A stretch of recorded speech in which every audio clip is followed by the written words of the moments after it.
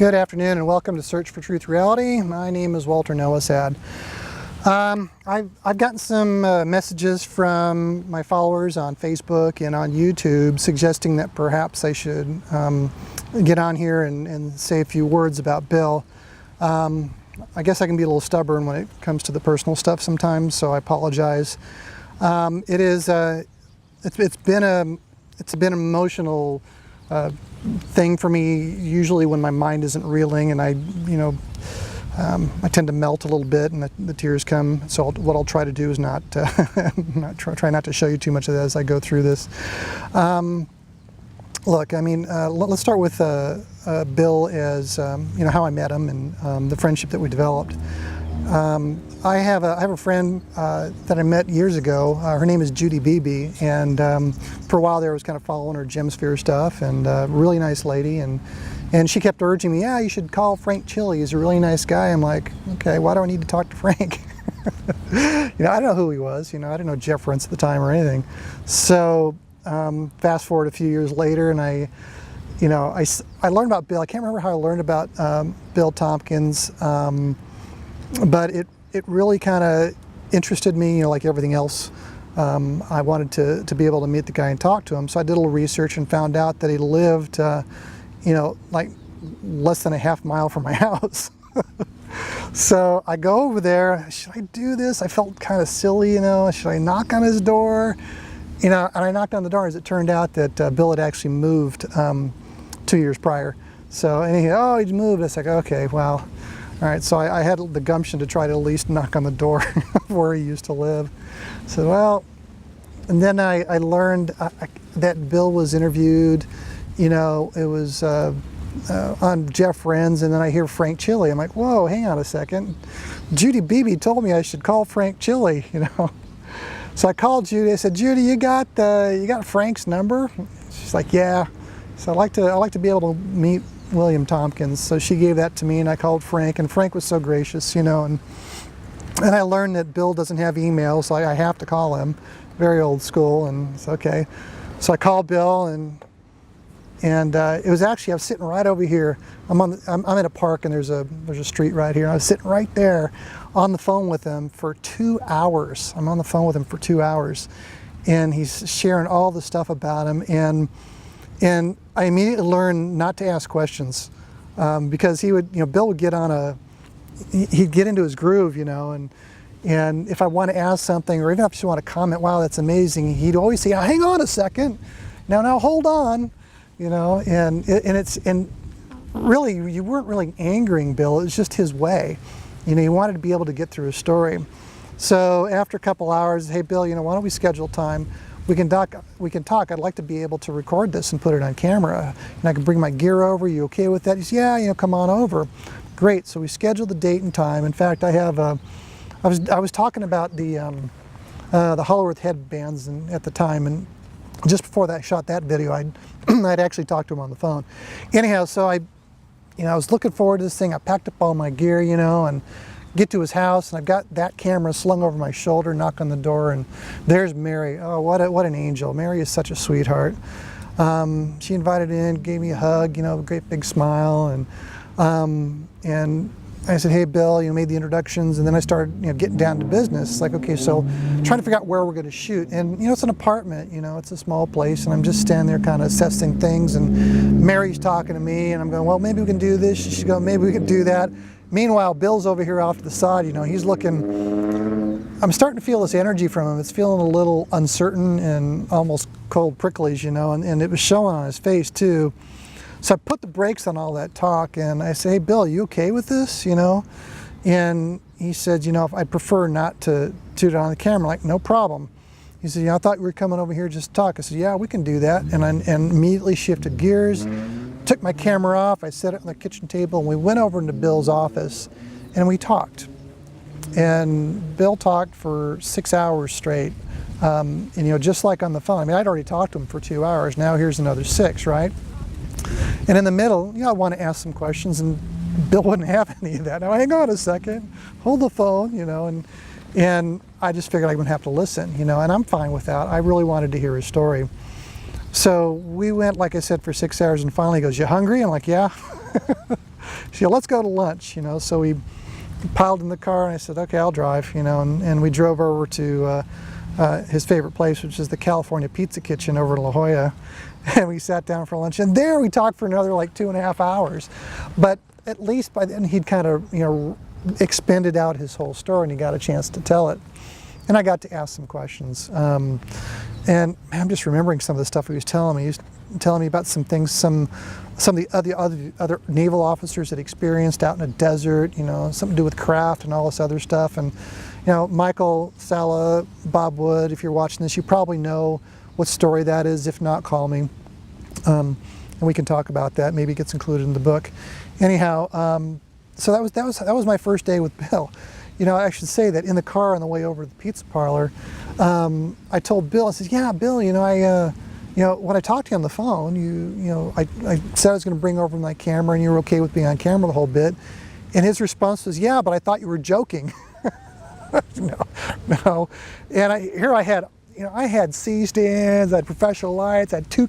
Actually, I drove to my friend's house, my cameraman for the Bob Wood and Bill interview, that 3-part series I did. Buddy of mine, real nice fellow. He loans me one of his cameras, so I had 2 cameras, 2 tripods, a bunch of lights, all this backdrops, everything, in the car, and it's piled up, in the back of my Buick, and we're driving over to the restaurant with all this stuff in the back. Anyhow, but he thought I was joking. I thought that was just so funny. But in subsequent visits, Bill, asked me if I knew anything about computers. I did. I spent a career in information technology.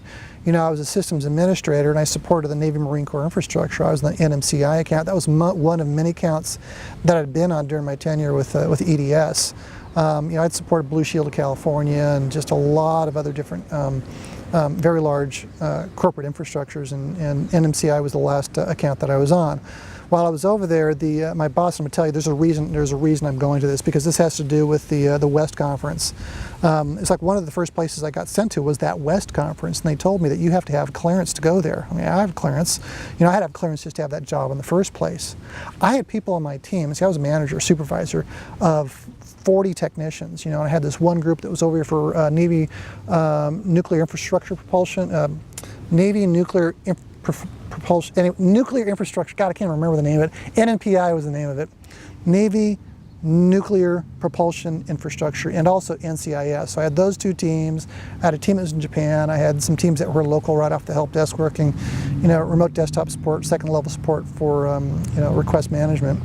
And so it was a big team. And the point being is I had guys underneath me who had top secret clearance. They had higher clearances than I had. I had to sign in to get into into these rooms just to check in on my people, some of these secure areas. Anyhow, so just to let you know, I had some connection with the Navy, and they sent me over this Navy thing, and I was there recruiting, looking for help for our help desk, but at least got exposed to the West Conference. So when I go to see Bill, he's got these West Conference badges that I recognize. He had them there in his office, and he's showing me these things. And there's an interesting little anomaly about that.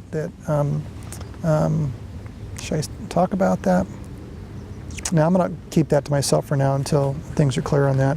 But there's just some little weird things about that.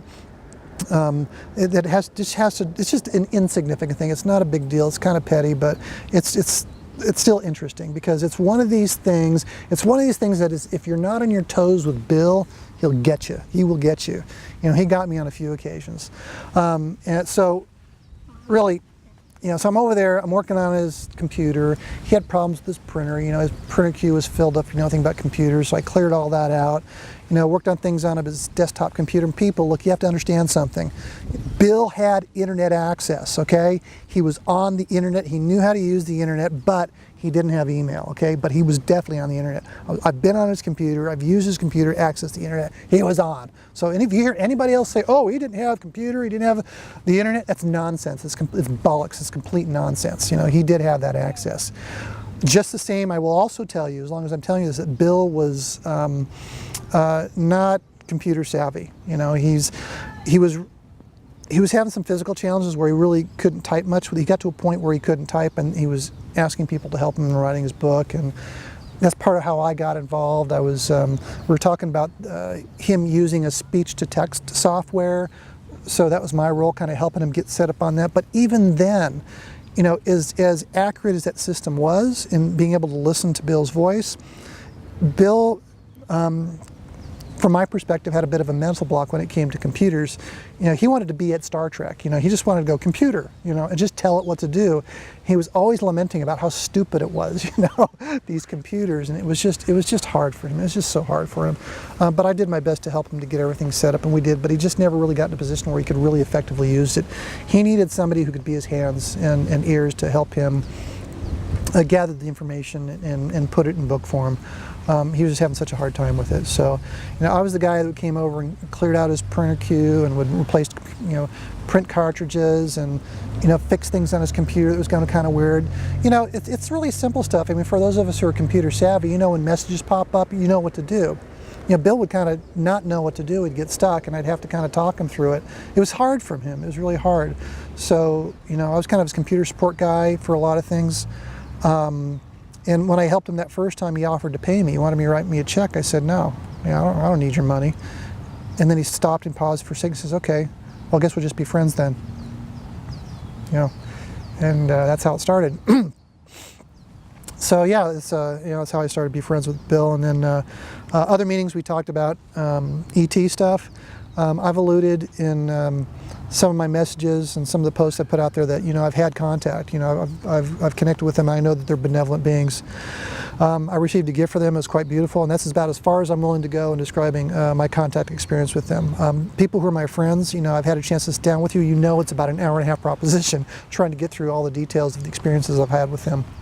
And I had that opportunity to share that with Bill, you know, to be able to give him the details of my contact with ET.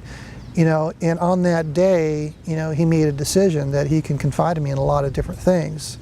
On that day, I became, you know, his confidant on a lot of things. You know, on that day, the things that he shared with me, we decided the stuff that we talked about in that office stayed in that office. So I know some of you have suggested that I should probably get on here and make a video and share all the stuff that I know, but for me, I still feel it's kind of inappropriate. You know, I mean, these are things that that friends, you know, talk about and keep to themselves. But I think there are some exceptions to that.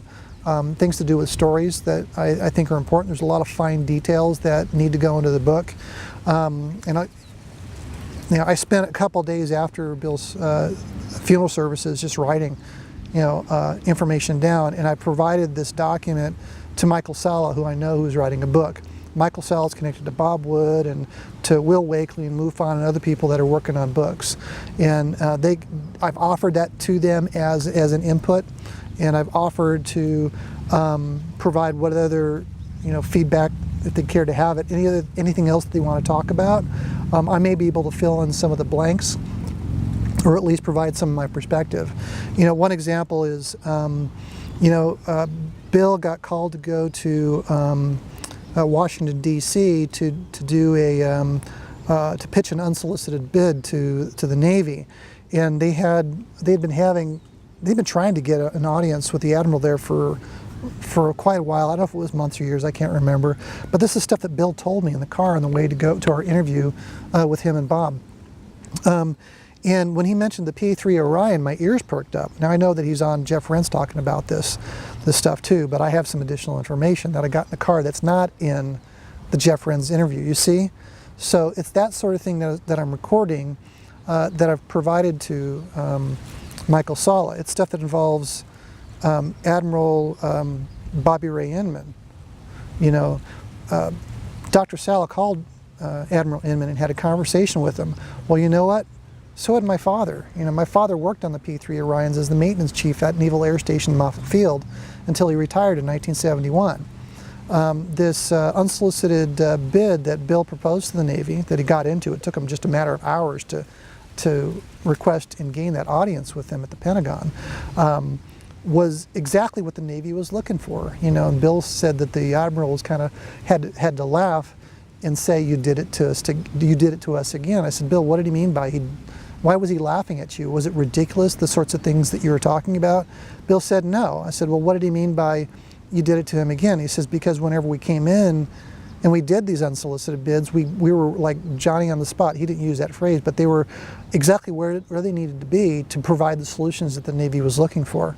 And I thought that was interesting. So I haven't told you the specifics of what the project is. Dr. Sally, you know what it is. Bob Wood, you know what it is. I'll just let you guys talk about that stuff in the book. And I think Bill, he's even talked about it in Rentz's program. I just don't want to be the guy telling Bill's stories. I use that as an example just to say there's some things that I'm privy to that may help enhance any written works about Bill and his life. And I'm doing what I can to help support that.